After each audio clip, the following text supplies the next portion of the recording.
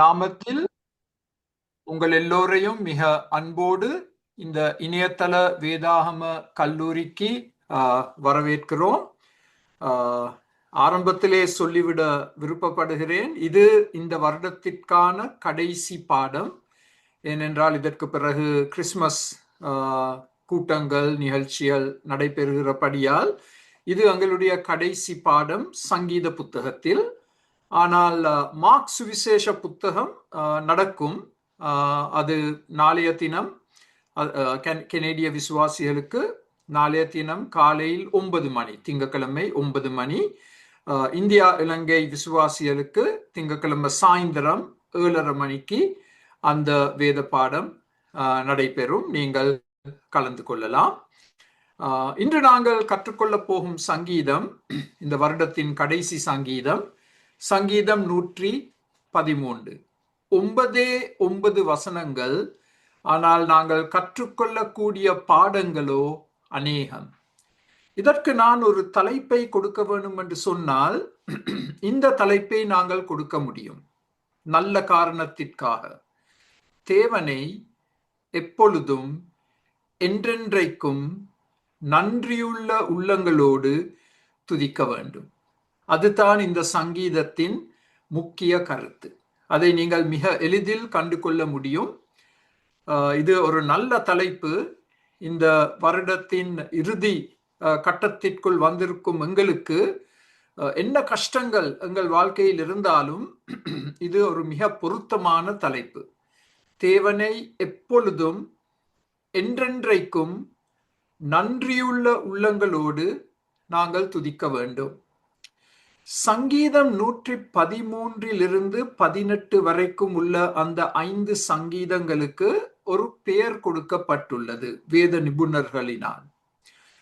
இவை எகிப்திய சங்கீதங்கள் என அழைக்கப்படும்.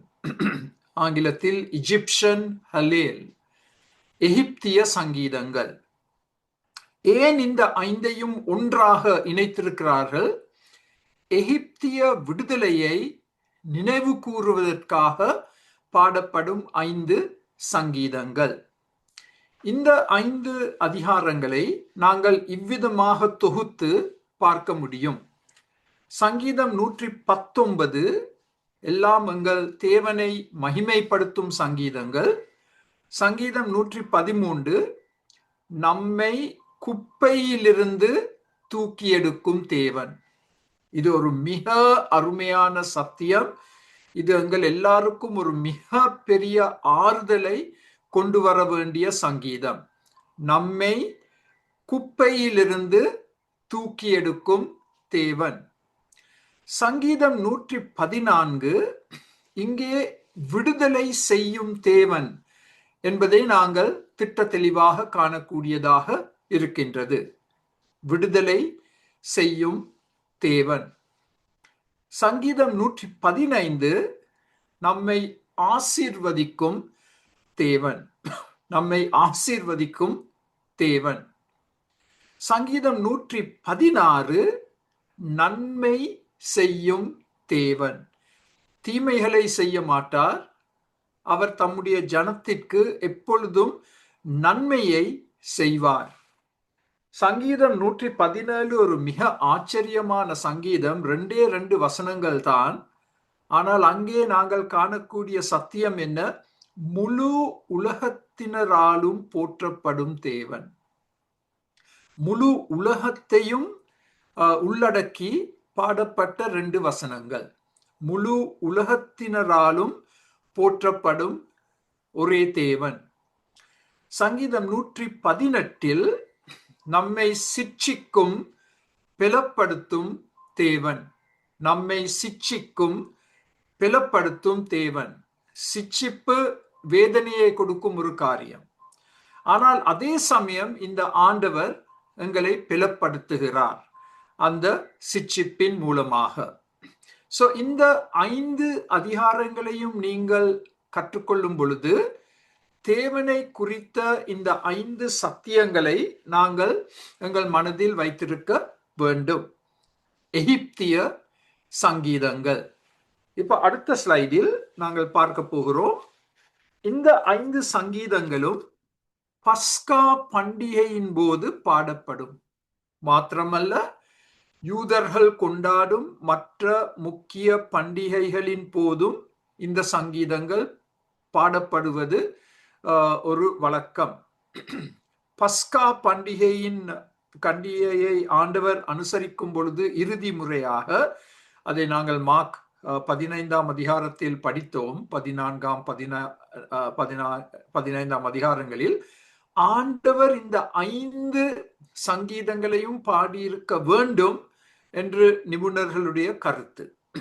பஸ்கா பண்டிகையின் போது ஆண்டவரே தம்முடைய சீஷர்களோடு பாடிய 5 சங்கீதங்கள்.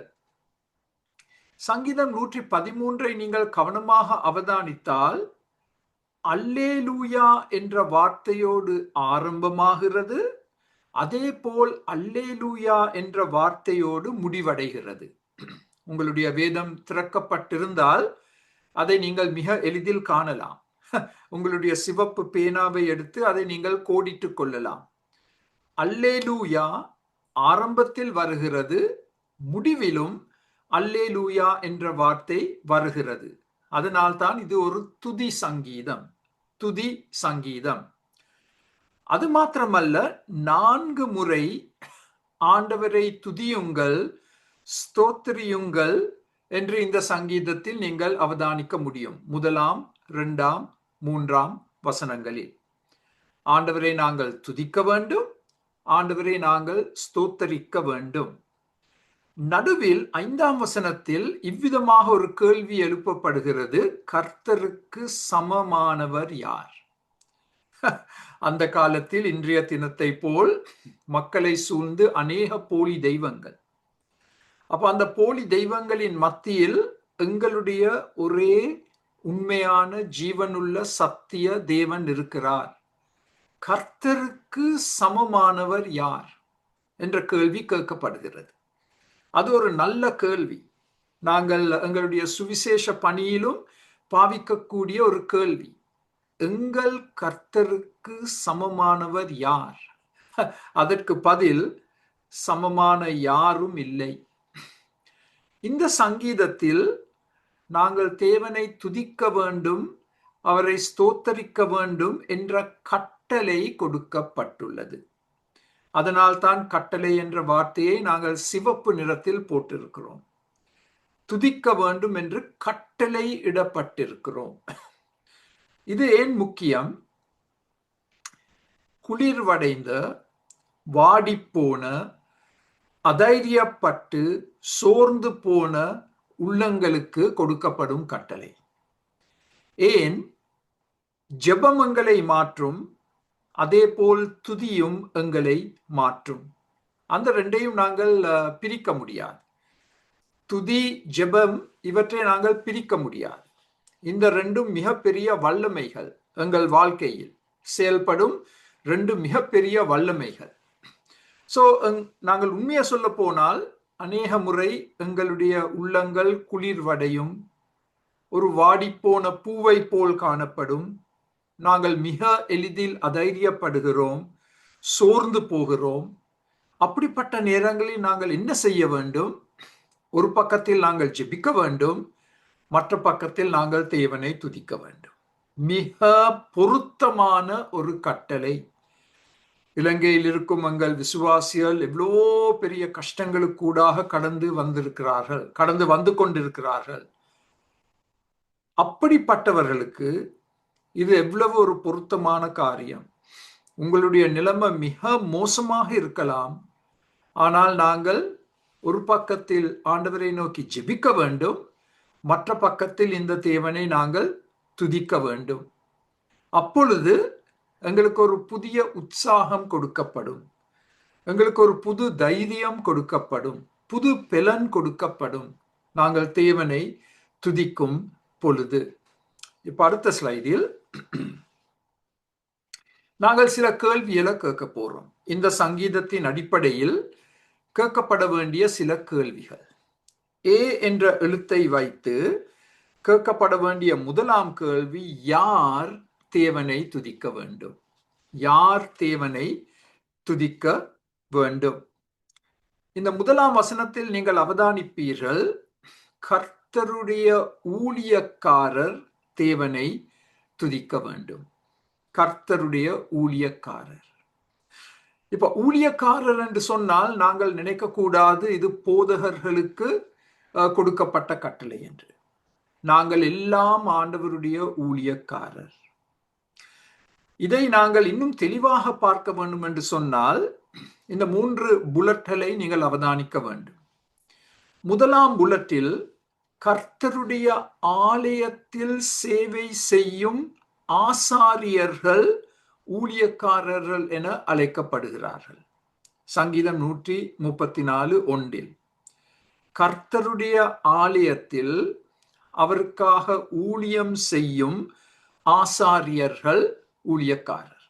அவர்கள் தேவனை துதிக்க வேண்டும். ஏசாயா 41 8-9 வசனங்களில் என் தாசனாகிய இஸ்ரவேலே என்று ஆண்டவர் இஸ்ரவேல் மக்களை தம்முடைய ஊழியக்காரர் என அழைக்கிறார். இஸ்ரவேல் மக்கள், தேவ மக்கள், தேவனுடைய ஊழியக்காரர்கள், அவர்கள் தேவனை துதிக்க வேண்டும். சங்கீதம் 34:22 ஆண்டவரால் மீட்டெடுக்கப்பட்டவர்கள் அவருடைய ஊழியக்காரர். அதாவது நீங்களும் நானும் கர்த்தராகிய இயேசு கிறிஸ்துவின் இரத்தத்தின் மூலமாக மீட்டெடுக்கப்பட்ட மக்கள். தனிப்பட்ட முறையில் தேவனுடைய ரட்சிப்பை அனுபவித்தவர்கள் தேவனுடைய ஊழியக்காரர்கள், அவர்கள் தேவனை துதிக்க வேண்டும். சுருக்கமாக சொல்ல போனால் எல்லாரும் தேவனை துதிக்க வேண்டும். நாங்கள் எல்லாரும் ஏதோ ஒரு விதத்தில் தேவனுடைய ஊழியக்காரர்கள். அது அந்த முதலாம் கேள்விக்கான பதில். யார் தேவனை துதிக்க வேண்டும்? இப்ப அடுத்த ஸ்லைடை பார்க்க போகிறோம். அதில் யாரை நாங்கள் துதிக்க வேண்டும்? யாரை நாங்கள் துதிக்க வேண்டும்? அதுவும் ஒரு முக்கியமான கேள்வி. இதற்கு தெளிவான பதில் இந்த சங்கீதத்தில் கொடுக்கப்பட்டுள்ளது. 1, 2, 3 வசனங்களில் கர்த்தருடைய நாமம் 3 முறை சொல்லப்பட்டுள்ளது. கர்த்தருடைய நாமம் 3 முறை. மாத்திரமல்ல, இந்த சங்கீதத்தை இன்னும் கவனமாக நீங்கள் படித்தால் 6 முறை கர்த்தர் என்று தேவன் அழைக்கப்படுகிறார். கர்த்தர். அப்ப எங்கள் மனதில் சந்தேகத்திற்கு இடமே இல்லை. நாங்கள் யாரை துதிக்க வேண்டும்? வேதத்தின் தேவனை துதிக்க வேண்டும். கர்த்தரை துதிக்க வேண்டும். கர்த்தராகிய இயேசு கிறிஸ்துவை நாங்கள் துதிக்க வேண்டும். கர்த்தருடைய குணங்களையும் கிரியைகளையும் தியானித்து அவரை நாங்கள் துதிக்க வேண்டும். சங்கீத புத்தகங்களை முழுமையாக நீங்கள் பார்த்தால் இதுதான் முக்கிய சத்தியம். கர்த்தருடைய குணங்கள் கொடுக்கப்பட்டுள்ளது.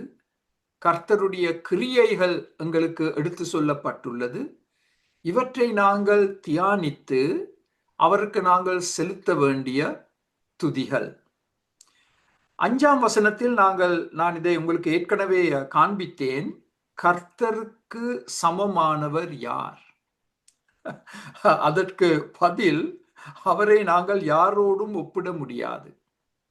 அவர் விசேஷித்தவர். தனி சிறப்புள்ளவர். யாருக்கும் ஒப்பிட முடியாது. அவரை நாங்கள் துதிக்க வேண்டும். இந்த சத்தியம் வேதத்தில் இன்னும் அநேக இடங்களில் எங்களுக்கு எடுத்து சொல்லப்பட்டுள்ளது. நான் உங்களுக்கு 3 வசனங்களை காண்பிக்க விருப்பப்படுகிறேன். யாத்ராகமம் 15:11. இது இஸ்ரவேல் மக்கள் எகிப்திய அடிமைத்தனத்திலிருந்து விடுதலை செய்யப்பட்டு சிவந்த சமுத்திரத்துக்கூடாக ஆண்டவரால் வழிநடத்தப்பட்டு எகிப்திய இராணுவம் அழிக்கப்படும் பொழுது மக்கள் பாடிய பாடல். அந்த பாடலின் ஒரு வசனம் 11ஆம் வசனம். கர்த்தாவே, தேவர்களில் உமக்கு ஒப்பானவர் யார்? இது அந்த சந்தர்ப்பத்தின்படி பார்த்தால் எகிப்திய மக்களுக்கு எவ்வளவோ போலி தெய்வங்கள். அந்த போலி தெய்வங்களில் 10 முக்கிய தெய்வங்கள் எங்கள் தேவனால் தண்டிக்கப்படுகிறார்கள். அவர்கள் போலி தெய்வங்கள் என்று நிரூபிக்கப்படுகிறார்கள். அதை மையமாக வைத்து தேவஜனம் பாடும் இந்த பாடல், தேவர்களில் எகிப்திய மக்கள் சொல்றாங்க அவங்களுக்கு தெய்வங்கள் இருக்குண்டு, வல்லமையுள்ள தெய்வங்கள் இருக்குன்னு சொல்றாங்க. ஆனால் எங்கள் தேவன் அந்த போலி தெய்வங்களை எல்லாம் தோற்கடித்தார். அவர்கள் ஒன்றும் இல்லாதவர்கள் என்பதை காண்பித்தார். சோ இந்த பாட்டில் இந்த கேள்வி கேட்கப்படுது. பரிசுத்தத்தில் மகத்துவம் உள்ளவர், துதிகளில் பயப்படத்தக்கவர், அற்புதங்களை செய்கிறவருமாகிய உமக்கு ஒப்பானவர் யார்? 2 முறை அந்த கேள்வி கேட்கப்படுது 11ஆம் வசனத்தில். 2 முறை உமக்கு ஒப்பானவர் யார்? உங்களோட வேதத்துல கோடிட்டுக் கொள்ளுங்கள், உமக்கு ஒப்பானவர் யார்? அதற்கு பதிலாக 3 காரியங்கள் சொல்லப்பட்டுள்ளது. பரிசுத்தத்தில் மகத்துவம் உள்ளவர், துதிகளில் பயப்படத்தக்கவர், அற்புதங்களை செய்யும் தேவன். எகிப்தியரே அதை உணர்ந்தார்கள், அதை அனுபவித்தார்கள். ஜீவனுள்ள தேவனுடைய அற்புதங்களை அனுபவித்தார்கள், அளிக்கப்பட்டார்கள். இப்ப அடுத்த ஸ்லைடில் தொடர்ந்து பார்க்கும் பொழுது இன்னும் சில வசனங்கள். ஏசாயா 40:25 இவ்விதமாக வாசிக்கின்றோம். இப்படி இருக்க ஆண்டவர் கேட்கும் கேள்வி, என்னை யாருக்கு ஒப்பிடுவீர்கள்? எனக்கு யாரை நிகராக்குவீர்கள் என்று பரிசுத்தர் சொல்லுகிறார். யூத மக்களிடம் இருந்த ஒரு பெரிய பிரச்சனை, அவர்கள் இந்த போலி தெய்வங்களால் கவரப்பட்டார்கள். நேரத்துக்கு நேரம் என்ன செய்வார்கள்? இந்த போலி தெய்வங்களை வணங்க ஆரம்பிப்பார்கள், விக்கிராராதனைக்குள் செல்வார்கள். அப்பொழுது தீர்க்கதரிசிகள் மூலமாக ஆண்டவர் அவர்களை திருத்த முயற்சி எடுப்பார். ஆனா அநேக முறை இந்த மக்கள் என்ன செய்தாங்க? தீர்க்கதரிசிகளை மௌனமாக்கினார்கள், கொன்று போட்டார்கள். சோ இங்கே தேவன் இந்த கேள்வியை கேட்கிறார் ஏசாயா தீர்க்கதரிசி மூலமாக. என்னை யாருக்கு ஒப்பிடுவீர்கள்? எனக்கு யாரை நிகராக்குவீர்கள் என்று பரிசுத்தர் சொல்லுகிறார். இந்த பரிசுத்தர் என்ற வார்த்தையின் அர்த்தம் முற்றிலும் வித்தியாசமானவர், டோட்லி அதர் தேன். அதுதான் பரிசுத்தம் என்ற வார்த்தையின் அர்த்தம், முற்றிலும் வித்தியாசமானவர். எங்கள் தேவனை யாருக்கும் ஒப்பிட முடியாது, அவர் முற்றிலும் வித்தியாசமானவர். அதே ஏசாயா 40:26 வசனத்தில் ஆண்டவர் இப்பொழுது ஒரு சவால் கொடுக்கிறார் தம்முடைய சொந்த ஜனத்திற்கு. உங்கள் கண்களை ஏறெடுத்து பாருங்கள், அவைகளை சிருஷ்டித்தவர் யார்? அவர் அவைகளின் சேனையை இலக்க திட்டமாக புறப்பட பண்ணி அவைகள் எல்லாம் பேர் பேராக அழைக்கிறவராமே. அவருடைய மகா பலத்தினாலும் அவருடைய மகா வல்லமையினாலும் அவைகளில் ஒன்றும் குறையாமல் இருக்கிறது. ஆண்டவர் தம்முடைய மக்களை பார்த்து சொல்றார், உங்களோட கண்களை மேல் நோக்கி பாருங்கள், வானங்களை பாருங்கள், அந்த வானங்களில் இருக்கும் நட்சத்திரங்களை பாருங்கள். இந்த நட்சத்திரங்களை நீங்கள் கணக்கிட முடியாது. இந்த நட்சத்திரங்கள் ஒவ்வொன்றிற்கும் ஆண்டவர் பெயர் கொடுத்திருக்கிறார். இந்த நட்சத்திரங்களை பெயர் சொல்லி அழைக்கிறார். அவர் இந்த நட்சத்திரங்களை தம்முடைய மகா பலத்தினாலும் வல்லமையினாலும் படைத்திருக்கிறார். உங்கள் கண்களை தயவு செய்து மேல் நோக்கி பாருங்கள். வானங்களை பார்க்கும் பொழுது உங்களுக்கு ஒரு உணர்வு வர வேண்டும். இதையெல்லாம் யார் படைத்தார்?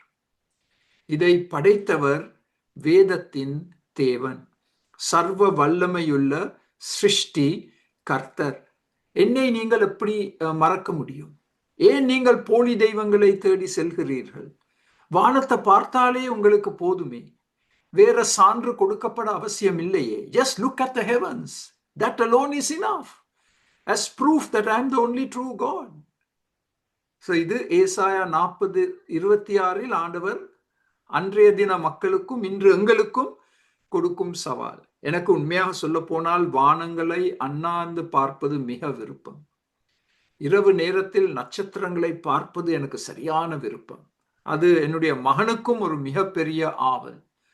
அந்த நட்சத்திரங்களை பார்க்கும் பொழுது எங்களுக்கு வர்ற அந்த ஒரு பயபக்தி, எங்களை அறியாமலே இவற்றை எல்லாம் ஆண்டவர் படைச்சார், இவர் எல்லாவற்றிற்கும் ஆண்டவர் தனிப்பட்ட விசேஷித்த பெயர்களை கொடுத்திருக்கிறார். அப்படி என்றால் நான் எப்படி இந்த ஆண்டவரை கைவிட முடியும்? முட்டாள்தனமாக நான் ஏன் போலி தெய்வங்களை தேடி செல்கிறேன்? வானங்களை அண்ணாந்து பாருங்கள், அதுவே போதும். வேதத்தை கூட வாசிக்க அவசியம் இல்லை. Just look at the heavens என்று ஆண்டவர் சவால் கொடுக்கிறார். இப்ப அடுத்த ஸ்லைடில் அடுத்த வசனத்தை பார்க்க போகிறோம்.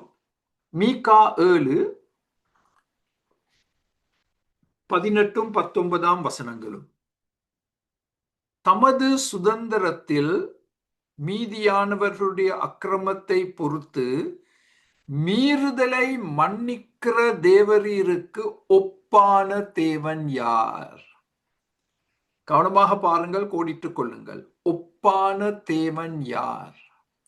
அவர் கிருபை செய்ய விரும்புகிறபடியால் அவர் என்றென்றைக்கும் கோபம் வையார். அவர் திரும்ப நம்மேல் இறங்குவார், நம்முடைய அக்கிரமங்களை அடக்கி நம்முடைய பாவங்களை எல்லாம் சமுத்திரத்தின் ஆழங்களில் போட்டு விடுவார். எவ்வளவு அருமையான வார்த்தைகள்! தேவ மக்களுக்கு கொடுக்கப்படும் அருமையான வார்த்தைகள். அதாவது, நீங்கள் பாவம் செய்திருக்கிறீர்கள், எனக்கு விரோதமாக செயல்பட்டிருக்கிறீர்கள். ஆனால் உங்களுக்கு தெரியுமா, என்னை யாரோடும் ஒப்பிட முடியாது. ஏன்? நான் உங்களை மன்னிக்கிற தேவன். வேறு தெய்வங்கள் உங்களுக்கு மன்னிப்பை கொடுக்க முடியாது. நான் ஒருவர் தான் உங்களை மன்னிக்க முடியும். உங்களை மன்னிக்கிற தேவரீருக்கு ஒப்பான தேவன் யார்? இந்த மன்னிப்பை ஏன் அவர் கொடுக்கிறார்? அவர் கிருபையுள்ள தேவன். அவர் கிருபையுள்ள தேவன் என்றபடியால் எங்கள் மேல் இறங்குவார். நாங்கள் செய்த எல்லா அக்கிரமங்களையும் அடக்கி எங்கள் பாவங்களை எல்லாம் சமுத்திரத்தின் ஆழங்களில் போட்டு விடுவார் என்ற ஒரு அருமையான வாக்குத்தத்தத்தை கொடுக்கிறார். இது எங்களுக்கு ஒரு பெரிய உற்சாகத்தை கொடுக்க வேண்டும். நாங்கள் எவ்வளவு தான் ஆண்டவரை விட்டு சென்று விட்டாலும், எவ்வளவு தூரம் சென்று விட்டாலும், எவ்வளவு பாவம் செய்தாலும் ஆண்டவர் திரும்பவும் எங்களை தம் பக்கம் சேர்த்துக் கொள்வார். அடி கொடுத்து ஆண்டவர் எங்களை திரும்பவும் தம் பக்கம் சேர்த்துக் கொள்வார். நாங்கள் செய்கிற எல்லா பாவங்களையும் மிக கிருபையாக மன்னிப்பார். கடலின் ஆழங்களில் போட்டு அவை முழுமையாக மறைக்கப்படுகிறது. ஆண்டவர் அந்த பாவங்களை நினைவு கூற மாட்டார். பிசாசு தான் அவற்றை தோண்டி எங்கள் ஞாபகத்துக்கு கொண்டு வருவான். ஆண்டவர் அவற்றை முழுமையாக மன்னித்திருக்கிறார். அது யாரை நாங்கள் துதிக்க வேண்டும் என்பதற்கான கேள்வி. ஒப்பற்ற தேவன், எங்கள் தேவன். இப்பொழுது நாங்கள் கேட்க வேண்டிய ஒரு மூன்றாம் கேள்வி இருக்கு. சி என்ற எழுத்தின் அடியில் எப்பொழுது நாங்கள் அவரை துதிக்க வேண்டும்? எப்பொழுது? அதற்கு பதில் 2, 3 வசனங்களில் கொடுக்கப்பட்டுள்ளது. இது முதல், என்றென்றைக்கும். இது முதல் என்று சொன்னால் இந்த நாள், இப்பொழுது, இந்த நொடி, இந்த வினாடி. இப்பொழுதே அந்த துதி ஆரம்பிக்கப்பட வேண்டும். அது நித்தியமாக நீடிக்க வேண்டும். Start today. It will extend for all eternity. இன்று, இப்பொழுது, இந்த வினாடியில் நாங்கள் இந்த துதியை ஆரம்பிக்கலாம். அது நித்தியமாக அது நிலைத்திருக்க வேண்டும். வரப்போகிற இந்த 2, 3 வசனத்தில் ஒரு அதிசய காரியம் சொல்லப்பட்டிருக்கு. வரப்போகிற சந்ததிகள் தேவனை துதிக்க போகிறார்கள். எங்களுக்கு பின்பாக வரப்போகிற சந்ததிகள் இந்த தேவனை தொடர்ச்சியாக துதிக்க போகிறார்கள். ஆனால் ஒரு முக்கிய நிபந்தனை இருக்கு. என்ன நிபந்தனை? எங்கள் பிள்ளைகளுக்கு துதிக்க கற்றுக் கொடுக்க வேண்டும். இதில் இருக்கும் ஆச்சரியம் என்ன தெரியுமா? எங்கள் பிள்ளைகளுக்கு பாவம் செய்ய கற்றுக் கொடுக்க அவசியம் இல்லை. தானாகவே பாவம் செய்றாங்க. துதிக்க கற்றுக் கொடுக்க வேண்டும். அது இயற்கையாக வராது. தேவனை துதிப்பது இயற்கையாக வராது. தேவனை துதிப்பதற்கு நாங்கள் அவர்களுக்கு பாடங்கள் கற்றுக் கொடுக்க வேண்டும். பெற்றோர்கள் என்ற முறையில், எங்களுடைய சண்டே ஸ்கூலில், எங்களுடைய ஆலயங்களில் தேவனை துதிப்பதற்கு எங்கள் பிள்ளைகளுக்கு நாங்கள் கற்றுக் கொடுக்க வேண்டும். மாத்திரமல்ல, எப்பொழுது நாங்கள் துதிக்க வேண்டும்? உலகமெங்கும் ஆண்டவருடைய துதிகள் கேட்கப்பட வேண்டும். உலகமெங்கும் 4 திசைகளிலும் தேவனுடைய துதிகள் பாடப்பட வேண்டும். இதை நாங்கள் அடுத்த ஸ்லைடிலும் பார்க்க போகிறோம். அடுத்த ஸ்லைடில் சங்கீதம் 113 3ஆம் வசனத்தில் இவ்விதமாக சொல்லப்பட்டுள்ளது: சூரியன் உதிக்கும் திசை தொடங்கி அஸ்தமிக்கும் திசை மட்டும் கர்த்தருடைய நாமம் துதிக்கப்படுவதாக. எங்களுக்கு நேர வித்தியாசங்கள் இருக்கு. இப்ப இந்த பாடத்தை நாங்கள் செய்யும் பொழுதும் இலங்கையில் இப்பொழுது இலங்கை இந்தியாவில் அதிகாலை, கனடாவில் இரவு நேரம்.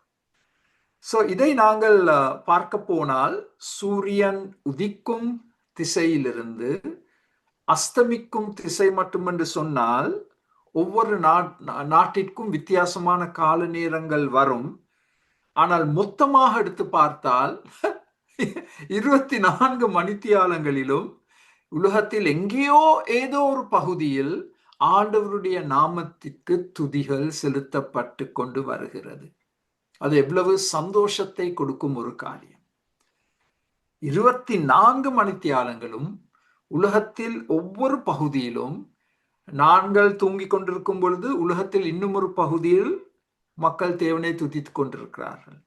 அவர்கள் தூங்க போகும் பொழுது நாங்கள் எழும்பி தேவனை துதிக்க போகிறோம். இரவும் பகலும், இரவும் பகலும். இது மல்கியா 1:11 சொல்லப்பட்டுள்ளது. சூரியன் உதிக்கிற திசை தொடங்கி அது அஸ்தமிக்கிற திசை வரைக்கும் என் நாமம் ஜாதிகளுக்குள்ளே மகத்துவமாயிருக்கும். எல்லா இடங்களிலும் என் நாமத்துக்கு தூபமும் சுத்தமான காணிக்கையும் செலுத்தப்படும். என் நாமம் ஜாதிகளுக்குள்ளே மகத்துவமாய் இருக்கும் என்று சேனைகளின் கர்த்தர் சொல்லுகிறார். இந்த வசனத்துக்கு நீங்கள் திருப்பி வைத்திருந்தால் மல்கியா 1:11 3 முறை என் நாமம் என்று சொல்லப்பட்டுள்ளது. 3 முறை, கோடிட்டுக் கொள்ளுங்கள். 3 முறை என் நாமம் ஜாதிகளுக்குள் மகத்துவமாயிருக்கும்.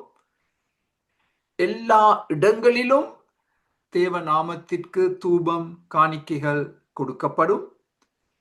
அவருடைய நாமம் ஜாதிகளுக்குள் எப்பொழுதும் மகத்துவமாய் இருக்கும்.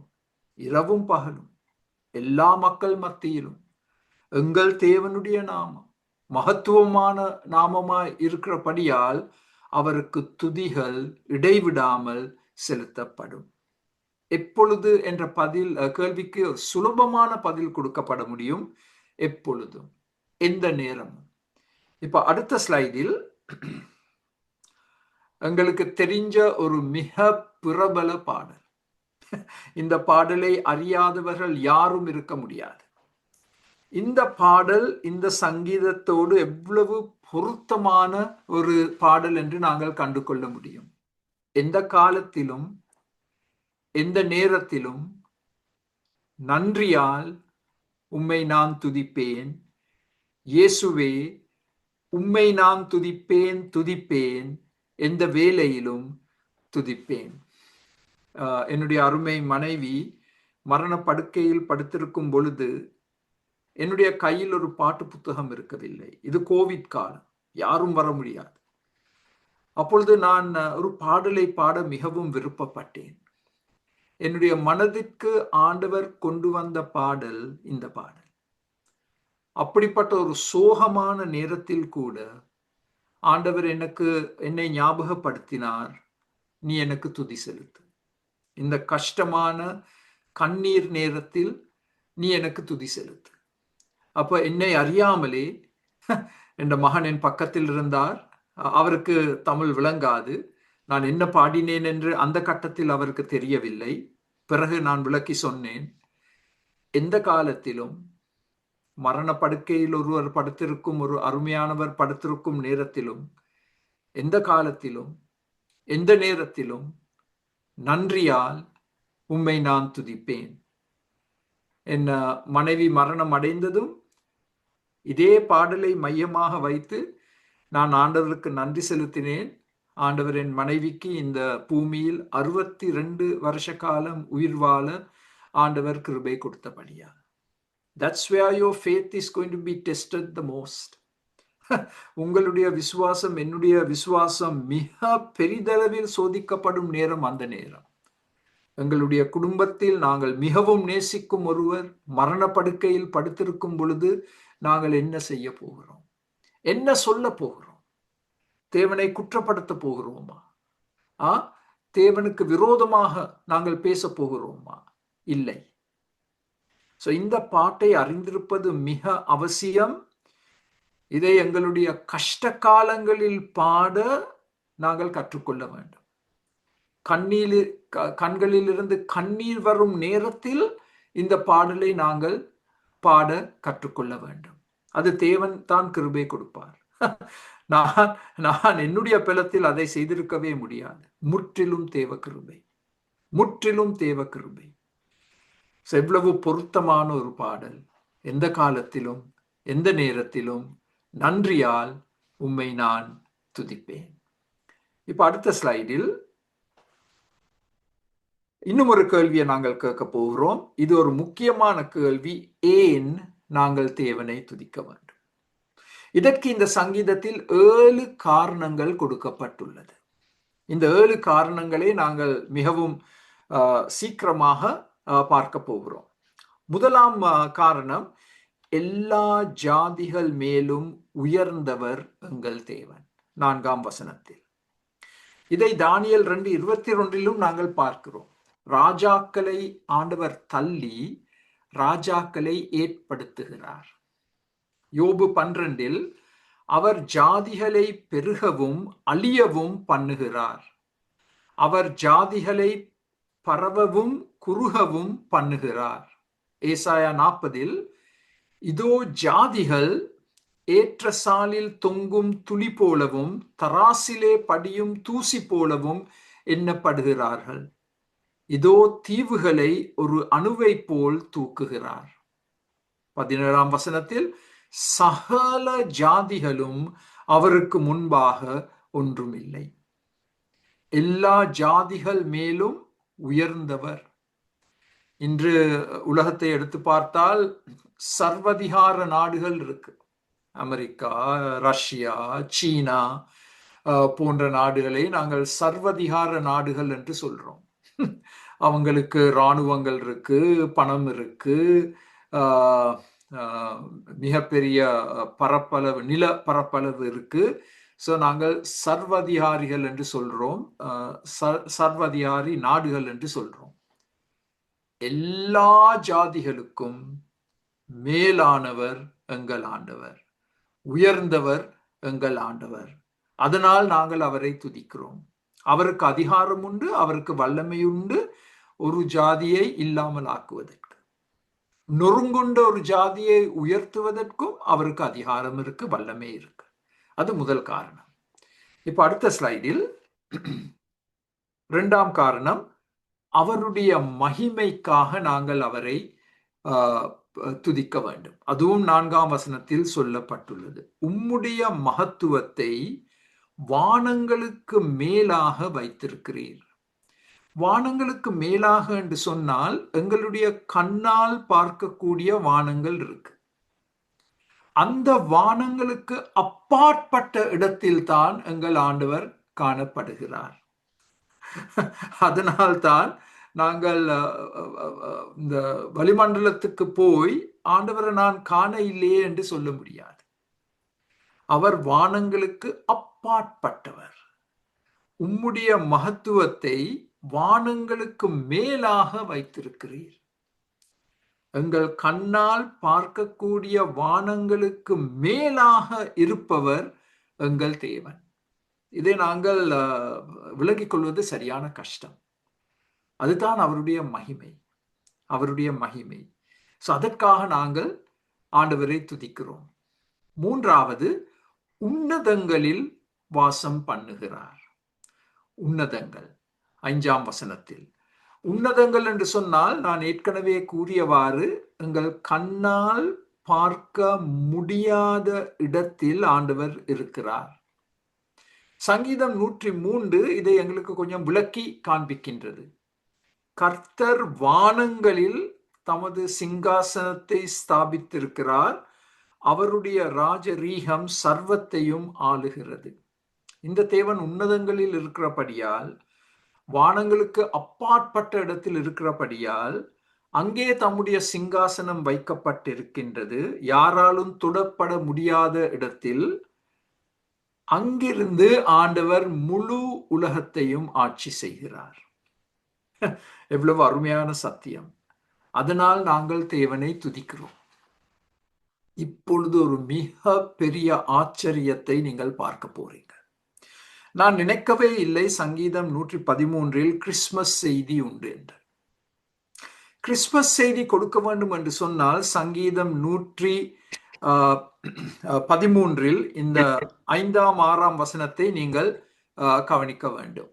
தம்மை தாழ்த்தும் தேவன். 6ஆம் வசனத்தில் தம்மை தாழ்த்தும் தேவன். இவ்வளவு ஒரு உயரமான உன்னதமான இடத்தில் இருக்கும் இந்த தேவன் தம்மை தாழ்த்தி இந்த பூமியில் ஒரு குழந்தையாக பிறந்தார்.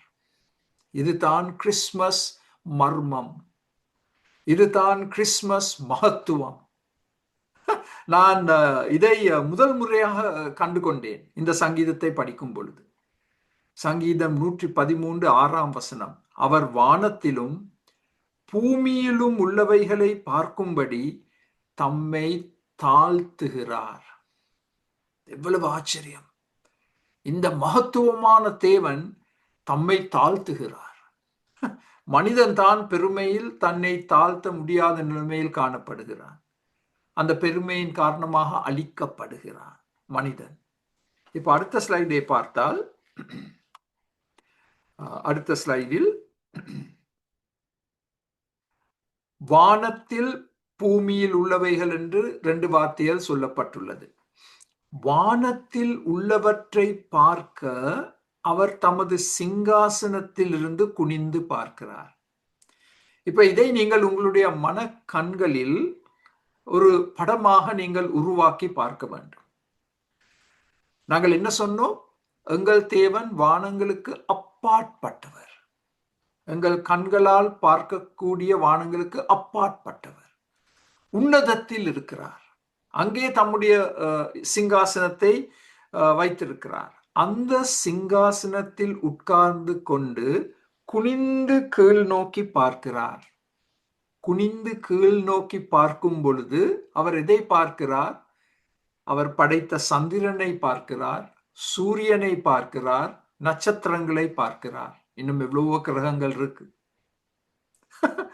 தம்முடைய சிங்காசனத்தில் உட்கார்ந்து கீழ் நோக்கி பார்க்கும் பொழுது அவருடைய பாதத்தின் அடியில் சந்திரன் இருக்கு, சூரியன் இருக்கு, நட்சத்திரங்கள் இருக்கு.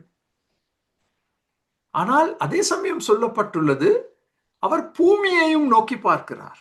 அந்த சிங்காசனத்தில் உட்கார்ந்து அவருடைய பாதத்தின் அடியில் இருப்பவை என்ன? சந்திரன், சூரியன், நட்சத்திரங்கள். ஆனால் இன்னும் கீழ் நோக்கி பார்த்தால், இன்னும் கீழ் நோக்கி பார்த்தால் பூமியை பார்க்கிறார், படைப்பை பார்க்கிறார், அவருடைய சிருஷ்டிப்பை பார்க்கிறார். அங்கே எதை பார்க்கிறார்? மிருகங்களை பார்க்கிறார், பறவைகளை பார்க்கிறார், உயர்ந்த பர்வதங்களை பார்க்கிறார், கடல்களை பார்க்கிறார், நதிகளை பார்க்கிறார், மனிதனை பார்க்கிறார். அருமையான சத்தியங்கள். அதை நாங்கள் மறந்துவிடக் கூடாது. தேவாதி தேவன் வானங்களுக்கு அப்பாற்பட்ட உன்னதங்களில் தம்முடைய சிங்காசனத்தில் உட்கார்ந்து கீழ் நோக்கி பார்க்கும் பொழுது முதலாவதாக எதை பார்க்கிறார்? வானங்களில் இருக்கும் சந்திரன், சூரியன், நட்சத்திரங்கள். அதற்கு பிறகு இன்னும் கூர்ந்து கீழ் நோக்கி அவதானிக்கும் பொழுது பூமியை பார்க்கிறார், உங்களை பார்க்கிறார், என்னை பார்க்கிறார். இதுதான் சத்தியம். அவருடைய கண்கள் எப்பொழுதும் நம்மை அவதானித்துக் கொண்டிருக்கின்றது. இன்று அநேக இடங்களில் கேமரா வச்சிருக்கிறாங்க, சில இடங்களில் ரகசிய கேமரா வச்சிருக்கிறாங்க. இங்க கனடாவில் சில இடங்களில் இப்படி எழுதி வைத்திருப்பாங்க, ஸ்மைல் யோர் ஆன் கேமரா. நல்லா சிரிங்க, உங்களை நாங்கள் கேமராவில் பார்க்கக்கூடியதாக இருக்கின்றது. ஸோ அதன் மூலமாக இந்த வன் செயல்கள் நடைபெறாமல் இருப்பதற்கு ஒரு முயற்சி எடுக்கப்பட்டுள்ளது. எல்லா இடத்துலையும் கேமரா வச்சிருக்கிறாங்க. ஸோ ஏதாவது ஒரு கொலை நடைபெற்றால் போலீஸ் முதல் வந்து எதை தேடும்? கேமராவை தேடும். அந்த கேமராவில் இருந்து எதை கண்டுபிடிக்க முடியும்? ஸோ இந்த விதமாக நாங்கள் சொல்லலாம், ஸ்மைல், த லார்ட் இஸ் வாட்சிங் யூ. நல்லா சிரிங்க, ஆண்டவர் உங்களை கூர்ந்து அவதானித்துக் கொண்டிருக்கிறார். சிரிப்பது மாத்திரமல்ல, ஜாக்கிரதையா இருங்க, எச்சரிக்கையா இருங்க. தேவன் உங்களை அவதானித்துக் கொண்டிருக்கிறார். நீங்களும் நானும் செய்யும் தீய செயல்களை பார்க்கிறார். So God is watching me. தேவனுடைய கண்கள் எப்பொழுதும் என்மேல் இருக்கின்றது. அவர் தம்மை தாழ்த்துகிறார், கீழ் நோக்கி பார்க்கிறார். இதை மிக அழகாக பிலிப்பியர் 2:8 நாங்கள் வாசிக்கின்றோம். கர்த்தராகிய இயேசு கிறிஸ்து தம்மை தாமே தாழ்த்தினார். இந்த பூமிக்கு வரும்பொழுது ஒரு குழந்தையாக பிறந்தார். கிறிஸ்மஸ், தம்மை தாமே தாழ்த்தினார். இதில் ஒரு முக்கிய பாடம் நமக்கு இருக்கு. ஆண்டவர் எங்களுக்கு சந்தர்ப்பத்தை கொடுக்கிறார், நாங்கள் எங்களை தாழ்த்தி கொள்வதற்கு. நாங்கள் எங்களை தாழ்த்தி கொள்ளாவிட்டால் ஆண்டவர் எங்களை தாழ்த்துவார். ஆண்டவர் எங்களை தாழ்த்தும் பொழுது பெரிய அவமானம் வரும், பெரிய வேதனை வரும். சோ அப்படி நடைபெறாமல் இருப்பதற்கு நாங்கள் ஒவ்வொரு நாளும் எங்களை தாழ்த்த வேண்டும். அப்படி தாழ்த்தினால் தேவ கிருபை எங்களுக்கு கொடுக்கப்படும். ஏன் நாங்கள் தேவனை துதிக்க வேண்டும்? அடுத்த ஸ்லைடை பார்ப்போம். அடுத்த ஸ்லைடில் 5ஆம் காரணம் கொடுக்கப்பட்டுள்ளது. இது இது இது உண்மையா சொல்ல போனால் ஒரு தனி பிரசங்கமாக கொடுக்கப்பட வேண்டும். இந்த 7ஆம் வசனம், சிறியவனை புழுதியிலிருந்து தூக்கி விடுகிறார். இதை சொல்லும் பொழுது எனக்கு கண்ணீர் தான் வருது. கண்ணீர் வராமல் எப்படி இருக்க முடியும்? கண்ணீர் இல்லாமல் இவற்றை நாங்கள் எப்படி வாசிக்க முடியும்? எப்படி வாசிக்க முடியும்? கொஞ்சம் சிந்தித்து பாருங்கள். சங்கீதம் 113ஆம் பக்கம் உங்களோட வேதத்தில் கண்ணீர் நிறைந்த பக்கமாக காணப்பட வேண்டும். Soap with tears. இந்த 7ஆம் வசனத்தையே பாருங்கள். சிறியவனை புழுதியிலிருந்து தூக்கி விடுகிறார். தம்முடைய சிங்காசனத்திலிருந்து கூர்ந்து எங்களை பார்த்து கொண்டிருக்கும் இந்த தேவன் எங்களுடைய வறிய நிலைமையை பார்த்து நாங்கள் இருக்கும் புழுதியிலிருந்து எங்களை தூக்கி விடுகிறார். இது எங்கே முதலாவதாக சொல்லப்பட்டது? அன்னாள் பாடிய பாடல், 1 சாமுவேல் 2:8. அந்த பாடலை ஆண்டவரை பெற்றெடுத்த மரியாள் மனப்பாடம் செய்திருந்தபடியால் தான் பாடிய பாடலிலும் இதே சத்தியத்தை எடுத்து கூறுகிறார். பாருங்கள், கிறிஸ்துமஸ் எவ்வளவு அருமையாக இந்த சங்கீதம் 113 வருகிறது. இது என்னால் நம்ப முடியாது. நான் இதை மனதில் வைத்து இந்த பாடத்தை தயார் செய்யவில்லை. இது கிறிஸ்துமஸ் காலம். பரிசுத்த ஆவியானவர் எவ்வளவு அழகாக இந்த 113ஆம் சங்கீதத்தை வைத்து எங்கள் எல்லாருக்கும் ஒரு கிறிஸ்துமஸ் செய்தியை கொடுக்கிறார். 1 சாமுவேல், லூக்கா 1. இந்த சத்தியம் திரும்ப சொல்லப்பட்டுள்ளது சங்கீதக்காரனினால். சோ ஆண்டவர் எங்களை தூக்கி விடுகிறார் என்று சொன்னால் அதன் அர்த்தம் என்ன? கனம், கௌரவம், ஆஸ்தியை ஆண்டவர் எங்களுக்கு கொடுக்கிறார், தூக்கி எடுக்கிறார். உயர்வான ஒரு நிலைமைக்கு ஆண்டவர் எங்களை தூக்கி எடுக்கிறார். அவர் எங்களை தூக்கி எடுக்க நாங்கள் அவருக்கு அனுமதி கொடுக்க வேண்டும். நாங்கள் வாழும் இந்த புழுதியில் தொடர்ச்சியாக வாழ்ந்து கொண்டிருக்க முடியாது. வறுமையில் நாங்கள் தொடர்ச்சியாக வாழ முடியாது. ஆண்டவர் எங்களை தூக்கி எடுக்க வேண்டும். அதற்கு நாங்கள் அவருக்கு இணங்க வேண்டும். அவர் சொற்படி நாங்கள் நடக்க வேண்டும். அப்பொழுது அவர் வறியவர்களாகிய எங்களுக்கு கனத்தை கொடுப்பார், கௌரவத்தை கொடுப்பார், ஆஸ்தியை கொடுப்பார். இந்த 3 வசனங்களை பாருங்கள். ஆதியாகமம் 18:27. அப்பொழுது ஆபிரகாம் பிரதியுத்தரமாக, இதோ தூளும் சாம்பலுமாயிருக்கிற அடியேன் ஆண்டவரோடு பேச துணிந்தேன். தூளும் சாம்பலும், புழுதியில் இருக்கும் மக்கள் நாங்கள், மறக்க வேண்டாம். தூளும் சாம்பலும். யோபு 30, சேற்றிலே தள்ளப்பட்டேன், தூளுக்கும் சாம்பலுக்கும் ஒப்பானேன். சங்கீதம் 78, அவர்கள் மாம்சம் என்றும் திரும்பி வராமல் அகலுகிற காற்றென்றும் நினைவு கூர்ந்தார். ஆண்டவர் எங்களை பார்க்கும் பொழுது நாங்கள் வெறும் தூசி, நாங்கள் மாம்சம். இப்பொழுது வந்த ஒரு காற்று அடுத்த நொடியில் பறந்து போயிட்டு, அப்படிப்பட்ட மக்கள் நாங்கள். அதை ஆண்டவர் நினைவு கூறுகிறார். அடுத்த ஸ்லைடில் 6ஆம் காரணம், எளியவனை குப்பையிலிருந்து உயர்த்துகிறார். ஆண்டவர் ஒரு பக்கம் எங்களை புழுதியிலிருந்து உயர்த்துகிறார், எங்களை குப்பையிலிருந்து உயர்த்துகிறார். கண்ணீர் சிந்தாமல் இருக்க முடியுமா? சொல்லுங்க பாப்போம்.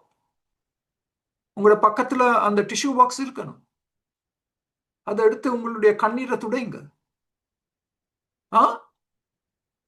எளியவனை குப்பையிலிருந்து உயர்த்துகிறார், எங்களை தூக்கி விடுகிறார், எங்களை உயர்த்துகிறார். எந்த இடத்துக்கு எங்களை உயர்த்துகிறார்?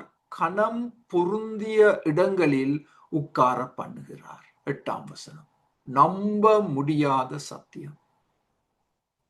கனம் பொருந்திய இடங்களில் பிரபுக்களோடு, ராஜாக்களோடு நாங்கள் உட்கார செய்கிறார் எங்கள் ஆண்டவர்.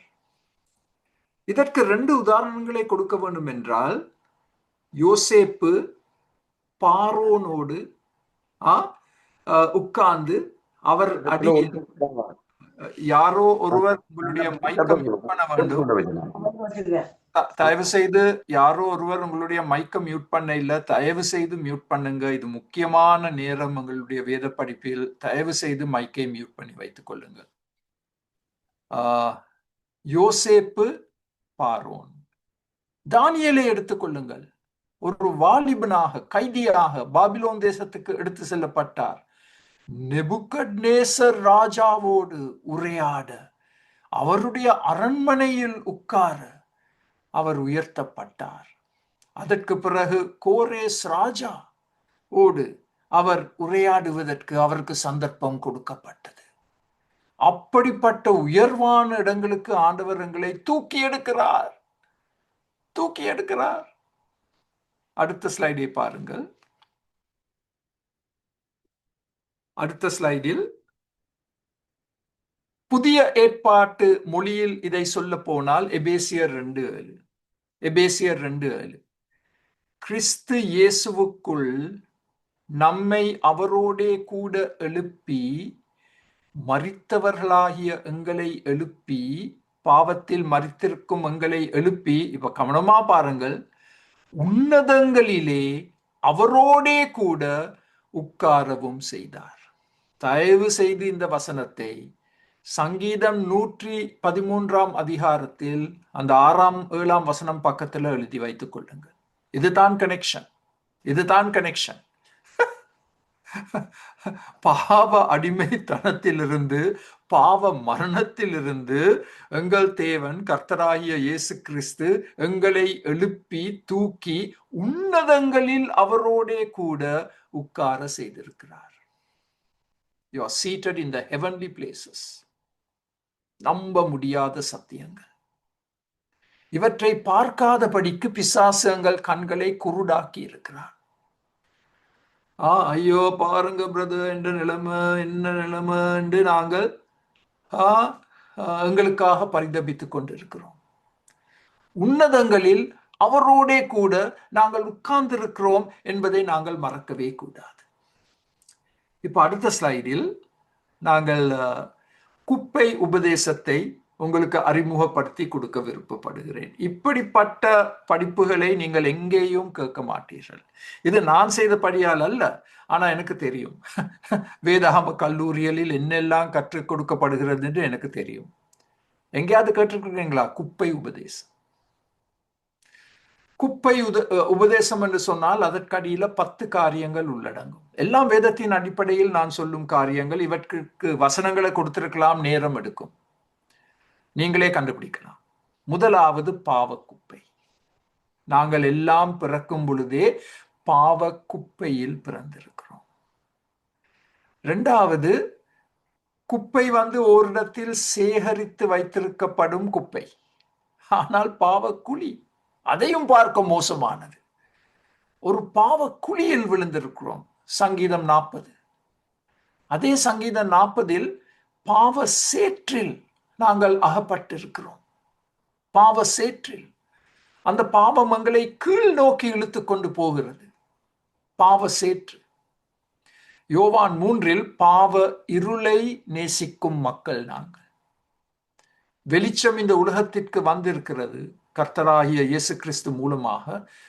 அந்த வெளிச்சத்தை நேசிக்காமல் பாவ இருளை நேசிக்கின்றோம். ஐந்தாவது, பாவ அசுத்தம், பாவ அழுக்கு. ஏசாயா 1 அதிகாரம். ஏசாயா 1 அதிகாரம். பாவ அசுத்தம், பாவ அழுக்கு. ஆறாவது, அதோடு சம்பந்தப்பட்ட பாவ நாற்றம். ஏசாயா சொல்றார் தானே, எங்களுடைய சரீரம், எங்களுடைய பாவ சரீரங்கள் எப்படிப்பட்டது, எவ்வளவோ காயங்கள் இருக்கு, காயங்கள்ல இருந்து அந்த அந்த பஸ் வந்து கொண்டே இருக்கின்றது.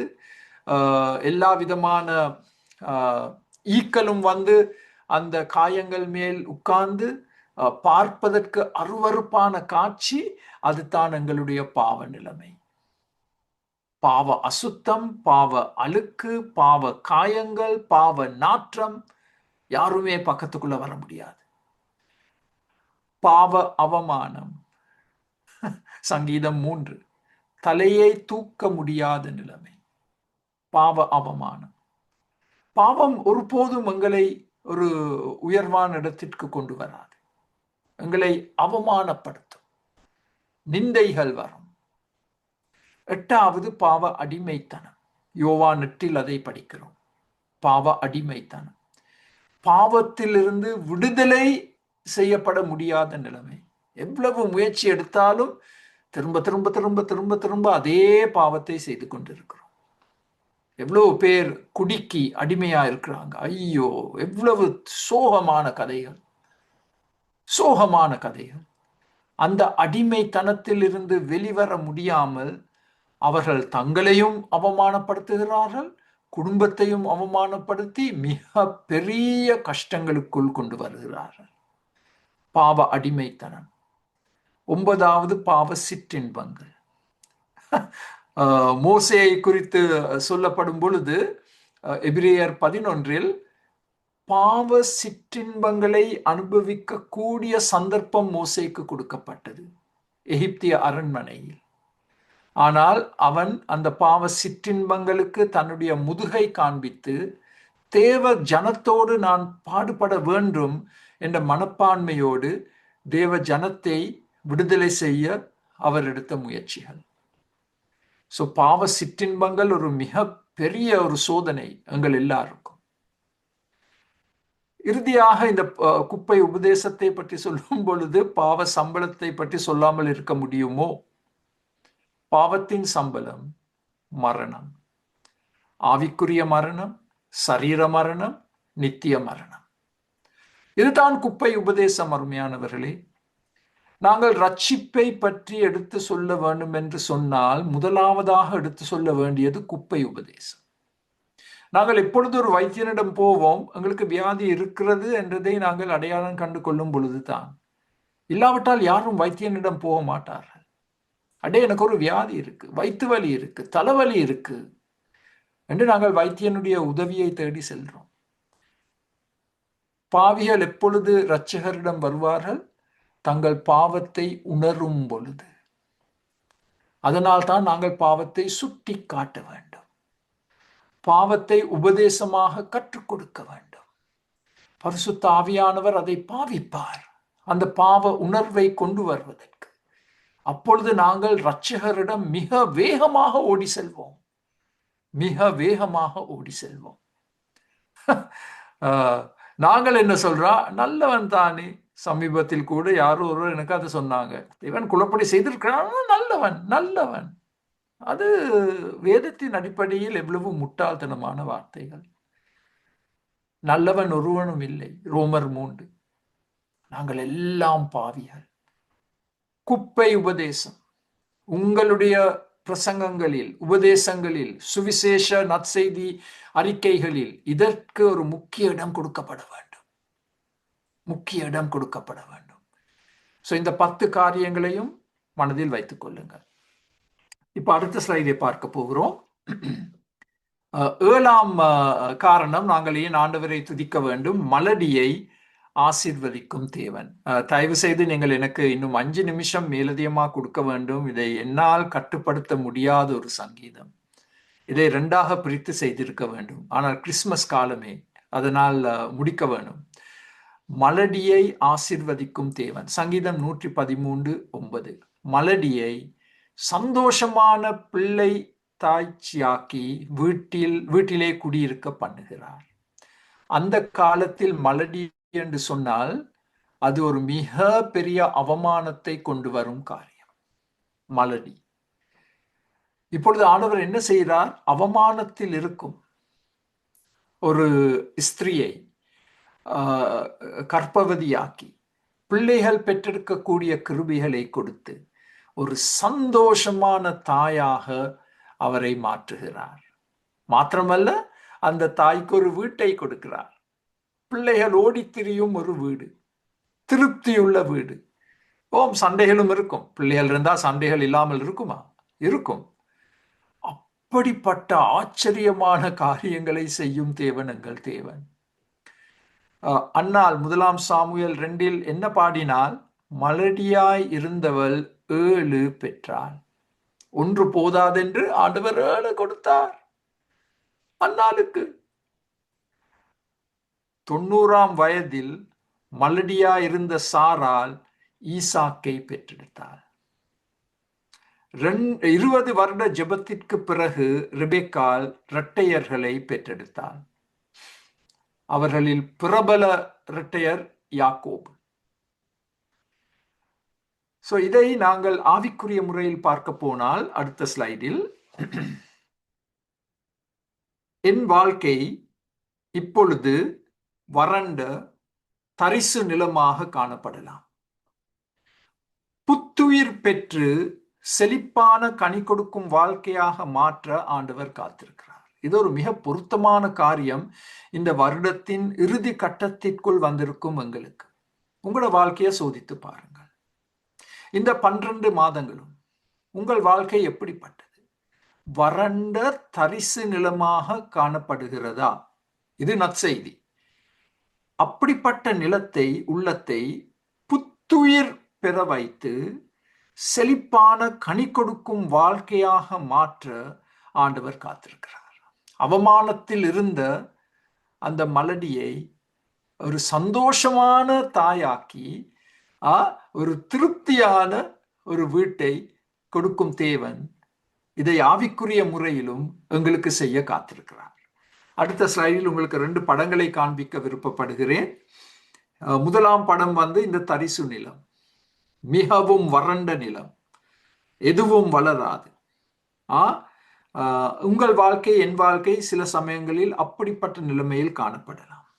தரிசு நிலம். அதே தரிசு நிலத்தை ஆண்டவர் எப்படியாக மாற்றப் போகிறார்? 2ஆம் படத்தை பாருங்கள். செழிப்பான பச்சை நிறமுள்ள செடிகள், தாவரங்கள், மரங்கள் வளரும், கனி கொடுக்கும் மரங்கள் வளரும் ஒரு வாழ்க்கையாக மாற்ற காத்திருக்கிறார். அதை செய்ய நீங்கள் ஆண்டவருக்கு அனுமதி கொடுப்பீர்களா? என்னுடைய இந்த தரிசு நிலத்தை ஆண்டவரே ஒரு செழிப்பான கனி கொடுக்கும் ஒரு வாழ்க்கையாக மாற்றியமைக்க நான் உமக்கு ஆண்டவரே நான் உமக்கு அனுமதி கொடுக்கிறேன். அது எங்கள் தேவன். சங்கீதம் 113 தேவன். இப்ப அடுத்த ஸ்லைடில் தேவனுடைய சித்தம் என்ன? நீங்கள் பலுகி பெருக வேண்டும் என்பது தேவனுடைய சித்தம். தரிசு நிலமாக நாங்கள் காணப்படக்கூடாது. நாங்கள் பலுகி பெருக வேண்டும், அது தேவனுடைய சித்தம். ஆதியாகமம் 17:6 ஆண்டவர் கூறுகிறார், உன்னை மிகவும் அதிகமாய் பலுக பண்ணி உன்னிலே ஜாதிகளை உண்டாக்குவேன், உன்னிடத்திலிருந்து ராஜாக்கள் தோன்றுவார்கள்.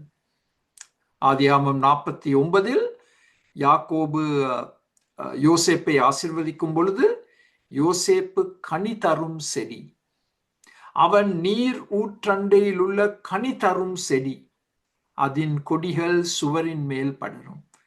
இந்த ஆசீர்வாதத்தை ஆண்டவர் இன்று உங்களுக்கு கொடுக்க காத்திருக்கிறார், எனக்கு கொடுக்க காத்திருக்கிறார். கனி தரும் செடி, நீர் ஊற்றண்டையில் உள்ள கனி தரும் செடி, மிகவும் செழிப்புள்ளது, கனி கொடுக்குது. அப்படிப்பட்ட வாழ்க்கையை நாங்கள் வாஞ்சிக்க வேண்டும். இந்த புதிய வருடத்தில் ஆண்டவரே இப்படிப்பட்ட ஒரு வாழ்க்கையை எனக்கு தாரும். தரிசு நிலம் வேண்டாம் ஆண்டவரே. ஆவிக்குரிய விதத்தில் நான் மலடியாய் காணப்படக்கூடாது. நான் கனி தரும் ஒரு விசுவாசியாக என்னை மாற்றி அமைத்தரலும். அடுத்த சைடில் ஒரு படம் இருக்கு. யாக்கோபு யோசேப்பை ஆசீர்வதிக்கிறார். அதே போல் நாங்கள் ஒருவர் ஒருவரை ஆசீர்வதிக்க முடியும். ஒருவர் ஒருவருக்காக நாங்கள் ஜெபிக்கும் பொழுது இவ்விதமாக நாங்கள் ஜெபிக்கலாம். ஆதியாகமம் 49 கனி கொடுக்கும் செடியாக இவருடைய வாழ்க்கையை மாற்றி அமைத்தருளும் ஆண்டவரே. இந்த ஆசீர்வதிக்கும் என்ற வார்த்தைக்கு பதிலாக இவ்விதமாக நீங்கள் ஜெபிக்கலாம். இவருடைய வாழ்க்கை கனி கொடுக்கும் ஒரு வாழ்க்கையாக உருவெடுக்க வேண்டும், மாற்றமடைய வேண்டும். அடுத்த ஸ்லைட் இன்னும் ஒன்று இருக்கு. இதை புதிய ஏற்பாட்டு மொழியில் போட போனால் யோவான் 15:8, நீங்கள் மிகுந்த கனிகளை கொடுப்பதினால் என் பிதா மகிமைப்படுவார், எனக்கும் சீஷராயிருப்பீர்கள். நாங்கள் ஆண்டவருடைய சீஷர்கள் என்பதற்கு ஒரு மிக தெளிவான சாட்சி சான்று மிகுந்த கனிகளை கொடுக்கும் சீஷர்கள். திராட்சை செடி. இந்த படத்தை பார்க்கும் பொழுதே எங்களுடைய வாய் ஊற ஆரம்பிக்கின்றது. இப்படிப்பட்ட ஒரு வாழ்க்கையாக என் வாழ்க்கை மாற வேண்டும் ஆண்டவரே. மிகுந்த கனிகளை கொடுக்கும் ஒரு செடியாக என் வாழ்க்கை மாற்றமடைய வேண்டும். அதன் மூலமாக மற்றவர்கள் போஷிக்கப்பட வேண்டும். கனியை நாங்கள் ஏன் சாப்பிடுகிறோம்? போஷிக்கப்படுவதற்காக. என் மூலமாக மற்றவர்கள் போஷிக்கப்பட வேண்டும். ஆண்டவரே, இதுதான் என்னுடைய கனவு, இதுதான் என்னுடைய ஆவல், இதுதான் என்னுடைய ஜெபம். அப்படி என்னுடைய வாழ்க்கையை மாற்றி அமைத்தருளும் ஆண்டவரே. நான் நினைக்கிறேன் அதுதான் கடைசி slide. Krishanthan, is that the final one? அதுதான் கடைசி ஸ்லைட். ஸோ பாருங்கள், எவ்வளவு அருமையான ஒரு சங்கீதம். கிறிஸ்மஸோடு மிகவும் ஒரு பொருத்தமான முறையில் நாங்கள் கற்றுக்கொண்ட சங்கீதம். ஜெபிப்போம். அதற்கு பிறகு நீங்கள் உங்களுடைய கேள்விகள், கருத்துக்களை அறிக்கை செய்ய முடியும். இந்த அற்புதமான எகிப்திய சங்கீதத்திற்காக நன்றி செலுத்துகிறோம். இதன் மூலமாக நாங்கள் கற்றுக்கொண்ட பாடங்கள் அநேகம். நீர் ஆண்டவரே உம்மை தாழ்த்தும் தேவன். இதை எங்களால் விளங்கிக் கொள்ளவும் முடியாது, ஏற்றுக்கொள்ளவும் முடியாது. ஆனால் அதன் விளைவுகளை நாங்கள் அனுபவிக்கிறோம்.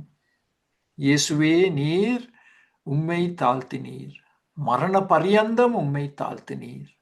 அதன் மூலமாக எங்களுக்கு ரட்சிப்புண்டு. எங்களுடைய தரிசு நிலமாகிய வாழ்க்கையை மாற்றி அமைத்தருளும். செழிப்பான கனி கொடுக்கும் வாழ்க்கையாக மாற்றி அமைத்தருளும். ஆண்டவரே, யாக்கோபு எப்படி யோசேப்பை ஆசீர்வதித்தாரோ அதே விதமாக நான் இப்பொழுது எனக்கு செவி கொடுக்கும் இந்த அருமையானவர்களை ஆசீர்வதிக்கிறேன். அதிக கனிகளை கொடுக்கும் பருகி பெருகும் வாழ்க்கையை தந்தருளும். இன்று எங்களோடு கலந்து கொண்ட ஒவ்வொருவரையும் கண்ணோக்கி பாரும். இந்த முழு வருடமும் எங்களோடு ஐக்கியம் வைத்த ஒவ்வொருவரையும் கண்ணோக்கி பார்த்து எங்களை பலப்படுத்தும். இயேசுவின் நாமத்தில் ஜெபம் கேளும் பிதாவே. ஆமென், ஆமென்.